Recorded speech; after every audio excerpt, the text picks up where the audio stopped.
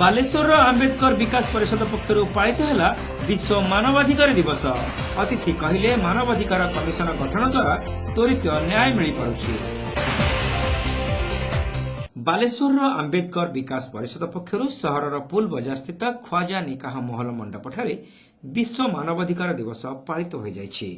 एही परिप्रेक्षी में समाजसेवी सलीम रेजा पौरोहित्य आयोजित कार्यक्रम में आईनजीवी पंचानन परिड़ा, शत्रुघ्न मल्लिक, परशुराम प्रधान, अभय दास प्रमुख अतिथि भाव जोगदे प्रत्येक मानव जीवन धारण पर मौलिक अधिकार को अक्षुण्ण रखा सामूहिक उद्यमर आवश्यकता रही मत प्रकाश करने सहित प्रत्येक सुख स्वच्छंद सह बंचबार अधिकार प्रदान करने राजनैतिक, प्रशासनिक, आईनज्ञ, गणमाध्यम एवं सामाजिक संगठन मानकर गुरुदायित्व थिबा बेले व्यक्तिगत सचेतनतार मध्य आवश्यकता रही बोली वक्ता माने मत प्रकाश करथिले। प्रकृत रे एटा अंबेडकर विकास परिषद तरफ होउची। मुख्य उद्देश्य होउची लोकन को अवेयर करबा कि तांको अधिकार कोन आ जोंठी तांको अधिकार छिन्न होउची ता पई हमें आवाज उठेबा ता पई हमको निजको जानिबा दरकार कि हम अधिकार कोन।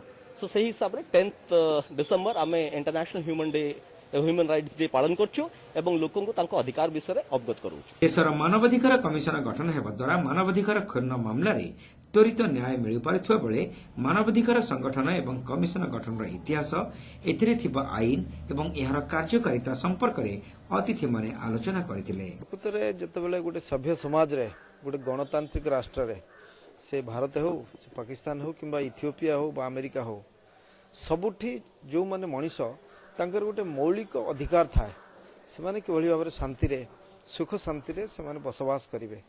किंतु अनेक क्षेत्र रे देखा जाए से माने तांकर मौलिक अधिकार रु वंचित होती।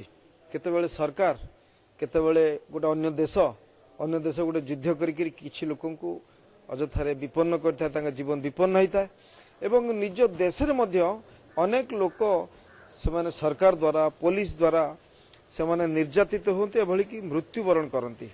आम राज्य ठू आरंभ करी अन्य देश पर्यंत अन्य राज्य रे सबुठी जो भली भाव रे हाजत रे मृत्यु होची एवं तार संख्या दिनक दिन बढ़ी चलची।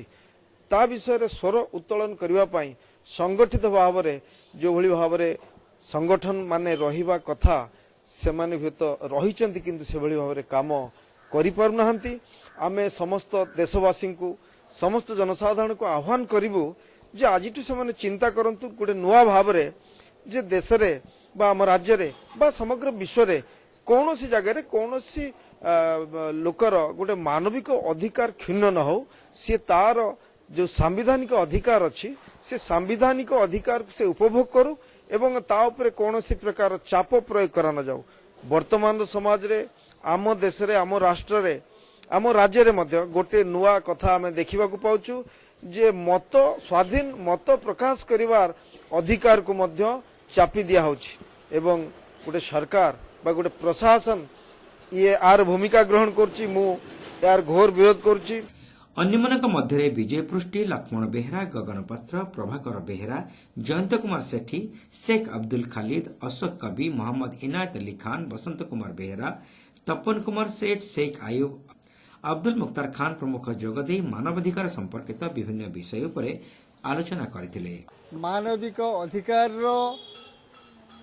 आवश्यकता पड़ा सेतेबेले प्रथम विश्वयुद्ध 1914, द्वितीय विश्वयुद्ध 1939, ये विश्वयुद्धर जो टेरर और हरर एथिरु मनीष सभ्यता को रक्षा करिबा पई टेररिज्म और हररिज्म को पूर्णछेद पकड़ा मनीष सभ्यतार सुचिंतक माने मसीहा माने संस्कारक माने से माने मिलित हेले 48 देश यूएन रे सामिल हेला एवं सही दिन चार्टर ऑफ डिमांड्स डिक्लेयर करागला। से दिनटी थिला 10 डिसेम्बर 1948। सही दिन ठारू सारा विश्व रे शांतिकामी जनता समता, ममता, स्वतंत्रता, भाईचारा रे विश्वास करुवा जनता निज भितर भाईचारा प्रतिष्ठा करने पाई समाज रे समानता, स्वतंत्रता, न्यायिक व्यवस्था प्रतिष्ठा करने पाई से एक हेबे ए आशा और आकांक्षा रखी से उद्यम चलाई रखिंट।